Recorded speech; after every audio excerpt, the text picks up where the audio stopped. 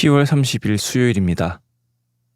오늘 우리에게 주시는 하나님의 말씀은 출애굽기 21장 12절부터 27절까지 말씀입니다. 사람을 쳐 죽인 자는 반드시 죽일 것이나 만일 사람이 고의적으로 한 것이 아니라 나 하나님의 사람을 그의 손에 넘긴 것이면 내가 그를 위하여 한 곳을 정하리니 그 사람이 그리로 도망할 것이며 사람이 그의 이웃을 고의로 죽였으면 너는 그를 내 제단에서라도 잡아내려 죽일지니라. 자기 아버지나 어머니를 치는 자는 반드시 죽일지니라. 사람을 납치한 자가 그 사람을 팔았든지 자기 수하에 두었든지 그를 반드시 죽일지니라. 자기 아버지나 어머니를 저주하는 자는 반드시 죽일지니라. 사람이 서로 싸우다가 하나가 돌이나 주먹으로 그의 상대방을 쳤으나 그가 죽지 않고 자리에 누웠다가 지팡이를 짚고 일어나 걸으면 그를 친 자가 형벌을 면하되 그간의 손해를 배상하고 그가 완치되게 할 것이니라. 사람이 외로 그 남종이나 여종을 쳐서 당장에 죽으면 반드시 형벌을 받으려니와 그가 하루나 이틀을 연명하면 형벌을 면하리니 그는 상전의 재산임이라. 사람이 서로 싸우다가 임신한 여인을 쳐서 낙태하게 하였으나 다른 해가 없으면 그 남편의 청구대로 반드시 벌금을 내되 재판장의 판결을 따라낼 것이니라. 그러나 다른 해가 있으면 갑대 생명은 생명으로 눈은 눈으로 이는 이로 손은 손으로 발은 발로 된 것은 된 것으로 상하게 한 것은 상함으로 때린 것은 때림으로 갚을지니라. 사람이 그 남종의 한 눈이나 여종의 한 눈을 쳐서 상하게 하면 그 눈에 대한 보상으로 그를 놓아줄 것이며 그 남종의 이나 여종의 이를 쳐서 빠뜨리면 그 이에 대한 보상으로 그를 놓아줄지니라. 아멘. 하나님은 하나님의 백성들에게 친히 앞으로 어떻게 살아야 할지에 대해서 말씀해 주십니다. 이스라엘 백성은 분명 세상 어느 나라와 다른 나라입니다. 하나님께서 그들을 택하셨고 그들을 친히 애굽에서 건져주셨습니다. 이스라엘은 하나님의 백성이기에 다른 나라들과 분명 차이가 존재합니다. 다른 나라들의 가장 중요한 우선순위는 생존입니다. 여러 나라들 속에서 살아남는 것이 중요합니다. 살아남기 위해서 주변의 나라들을 잘 이용해야 하기도 합니다. 말 그대로 부국강병을 힘써서 계속 살아가야 합니다. 그것이 다른 나라의 가장 중요한 목표입니다. 그러나 이스라엘은 부국강병, 그저 오래 살아남는 것이 목적이 아닙니다. 이스라엘은 하나님의 백성다운 삶을 살아야 합니다. 그들은 그들의 삶을 통하여 하나님께서 살아계심을 증명하고 보여줘야 합니다. 애굽에서 이스라엘을 건지신 하나님, 전능하시고 유일한 하나님임을 그들의 삶으로 보여줘야 했습니다. 그리하여 이스라엘은 열방의 복의 근원이 되어야 합니다. 그렇게 이스라엘의 법 또한 생존을 위해 존재하는 것이 아닙니다. 이스라엘의 법, 규범은 하나님께서 하나님의 백성에게 주시는 것입니다. 오늘 말씀도 앞에서 살펴본 바와 같이 하나님께서 하나님의 백성에게 주시는 법입니다. 이스라엘 백성은 이 법 앞에 철저히 순종하여 하나님의 백성다운 삶을 살아야 합니다. 우리 12절 말씀을 보시면 사람을 쳐 죽인 자는 반드시 죽일 것이니 사람을 쳐 죽인 자는 반드시 죽이라고 말씀하십니다. 하나님만이 모든 만물의 주인 되십니다. 모든 만물에는 사람 또한 포함되어 있습니다. 그렇기 때문에 사람의 생명은 하나님께 있습니다. 살인이라는 것은 바로 이것을 무시하는 겁니다. 생명의 주인 되시는 그 하나님을 대신하여 생명을 빼앗는 것이죠. 자신의 주인이 바로 자신이다라고 하는 것도 하나님 앞에 크나큰 죄인데 자신이 아닌 타인의 생명을 빼앗는 것, 즉 타인의 주인 또한 나다라고 하는 것은 하나님 앞에 심각한 죄인 것입니다. 이런 심각한 죄 앞에 하나님은 죽음이라는 무서운 대가를 치르게 하십니다. 타인의 생명을 빼앗는 자는 반드시 목숨을 잃게 될 것입니다. 그러나 사람에게 일어나는 모든 일이 그렇게 간단하지만은 않습니다. 정말 의도하지 않게 살인을 저지르는 경우도 있기 때문입니다. 12절의 말씀처럼 사람을 쳐 죽였다라는 것은 그 사람을 죽일 의도를 가지고 있었다라는 것이죠. 그러나 고의적이지 않은 살인, 전혀 의도하지 않은 살인은 어떻게 해야 할까요? 똑같이 12절의 말씀을 적용하여서 죽여야 할까요? 그럼 너무 억울하지 않을까요? 하지만 고대 세계에서는 이런 복수가 허용되었습니다. 고의로 죽였건 실수로 죽였건 그것과 상관없이 살인한 사람의 목숨을 빼앗는 것은 너무나도 당연한 것이었습니다. 사실 살인자의 고의성을 밝혀내는 것 또한 쉽지 않은 문제입니다. 그 사람이 치밀한 계획을 세우고 사람을 죽여놓고 그것을 순전히 실수로 위장할 수도 있기 때문입니다. 어떤 이유에서건 고대 사회에서 살인을 했다면 자신의 생명을 내놓아야 했습니다. 그러나 하나님께서는 13절과 같이 말씀하십니다.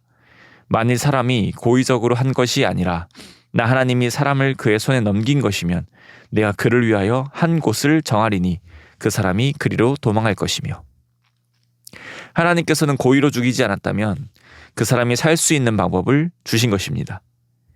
당연히 복수를 해야 하는 그 당시 사회에서 하나님의 이 말씀은 놀라운 말씀입니다. 이것을 통해 하나님은 불공정한 상식을 무너뜨리십니다. 하나님은 상식을 무너뜨리심으로 사람의 죄악된 본성대로 사는 것을 멈추십니다. 사람의 죄악된 본성은 복수하는 것입니다. 그러면 그 복수는 또 다른 복수를 낳을 것입니다. 아마 한쪽이 완전히 없어지지 않는 이상 이 복수는 끝나지 않을 것입니다. 결국 복수라는 죄의 결과는 멸망뿐입니다. 그렇게 하나님께서는 하나님의 백성들이 죄악된 본성에 의해 멸망하기를 원치 않으셨습니다. 오히려 하나님의 말씀으로 정의가 바로 서 하나님의 백성다운 삶을 살길 원하셨습니다. 그러면 아까 말씀드린 바와 같이 혹여나 이것을 악용하는 자는 어떻게 할까요? 실수를 위장하여 치밀하게 살인한 자는 어떻게 할 수 있을까요? 그것에 대해서는 하나님께서 심판하실 것입니다. 신명기 32장 35절 말씀 보시면 그들이 실족할 때에 내가 보복하리라. 그들의 환난 날이 가까우니 그들에게 닥칠 그 일이 속히 오리로다. 궁극적으로 재판하시는 분, 정의를 실현하시는 분은 사람이 아니라 하나님이십니다. 사람은 사람을 속일 수 있습니다. 그러나 결코 하나님 앞에서 숨길 수도 없고 속일 수도 없습니다. 아무리 사람을 속인다 한들 전능자 앞에서 모든 것은 밝혀지게 될 것입니다. 그렇기에 13절의 말씀은 결코 허술한 법이 아닙니다. 억울한 이들의 억울함을 풀어주시는 말씀이기도 하지만 죄가 있는 자는 반드시 벌하시겠다라는 위로의 말씀이시기도 합니다. 14절의 말씀도 이와 같습니다. 사람이 그의 이웃을 고의로 죽였으면 너는 그를 내 제단에서라도 잡아내려 죽일지니라. 제단이라는 것은 하나님께서 죄인을 용서해 주시는 용서의 장소이자 거룩한 물건입니다. 하나님께서 거룩하다 하시는 물건을 함부로 잡는 것은 그 즉시 죽을 수 있는 일입니다. 심지어 죄인이 그런 행동을 하는 것은 분명 죽음을 각오한 행동입니다. 그렇기에 이 제단을 잡는다라는 것은 난 억울하다, 나는 결백하다라는 표현입니다. 만약 죄인이 제단을 잡았는데도 그 즉시 하나님이 죽이시지 않는다면 자신의 결백을 증명한다라고 생각을 했습니다. 물론 이런 관습에 대해서 하나님은 용납하신 적 없습니다. 이런 관습대로 어떤 죄인이 행할 때 다만 하나님은 단호하게 말씀하십니다.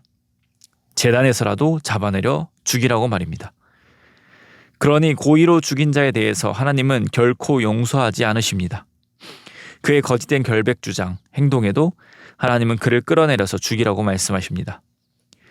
오늘의 말씀이 이 십계명에 대한 자세한 설명은 아니지만 특정 구절은 십계명에 대한 자세한 내용을 담고 있기도 합니다. 하나님은 분명 부모를 공경하라 하셨습니다.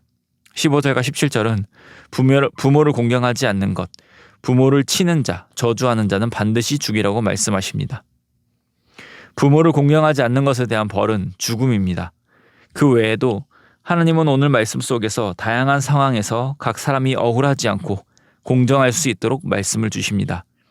생명을 해치는 자는 그에 상응하는 벌, 생명으로 벌을 받고, 생명까지는 아니지만 이웃을 해하는 자는 그에 상응하는 배상을 해야 합니다.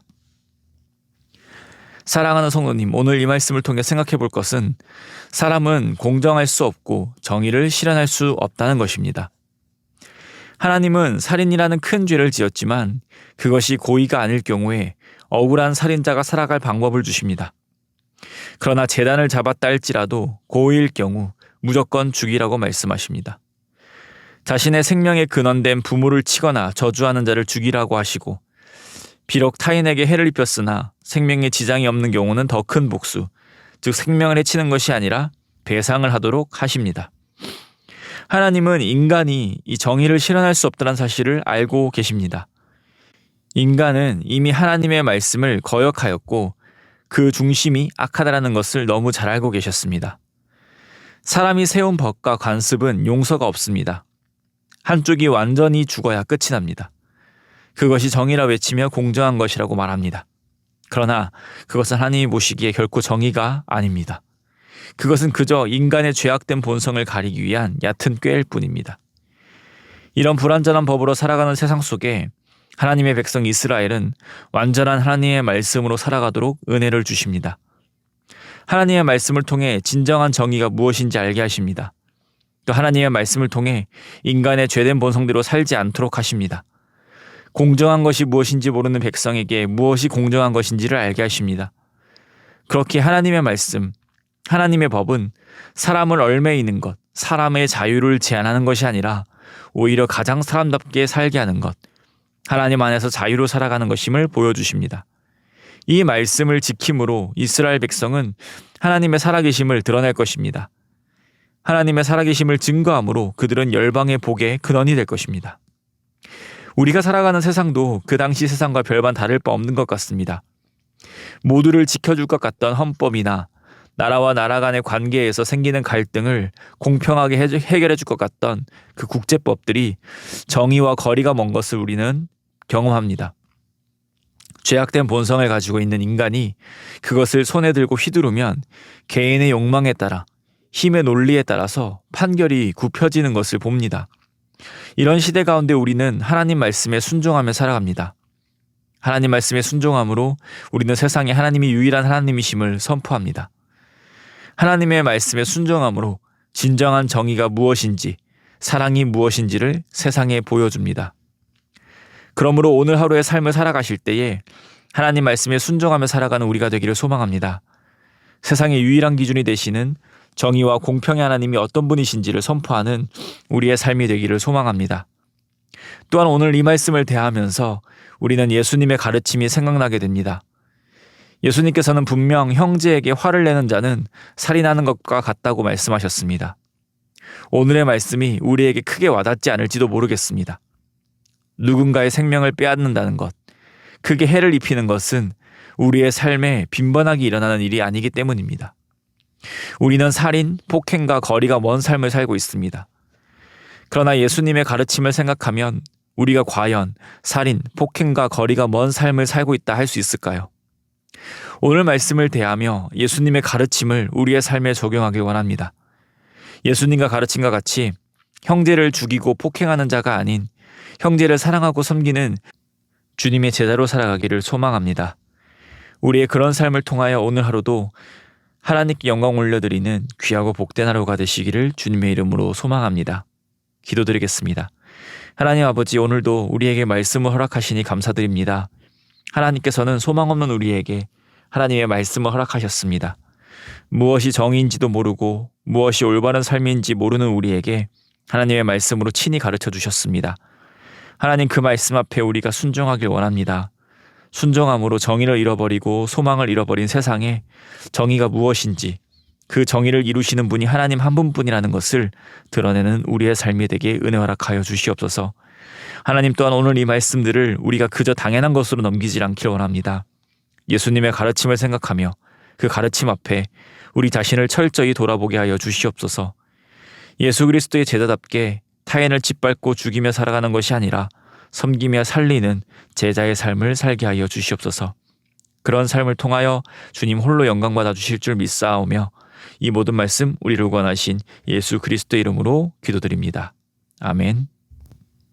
우리 함께 주신 말씀을 위해 기도하시고 또 전도와 선교를 위해서 함께 기도드리겠습니다. 우리 신부산교회가 부산 지역에 죽어가는 영혼을 살리는 교회 될 수 있도록, 영혼을 품고 기도하며 전도하는 교회 될 수 있도록 기도해 주시기 바랍니다. 또 우리 교회가 후원하는 우리 선교사님들을 위해 기도드리겠습니다. 또 금주는 오스트리아 정동교에서 선교하시는 김효태, 김성경 선교사님을 위해 함께 기도드리겠습니다. 우리 개인 제목과 합심 제목으로 함께 기도드리겠습니다.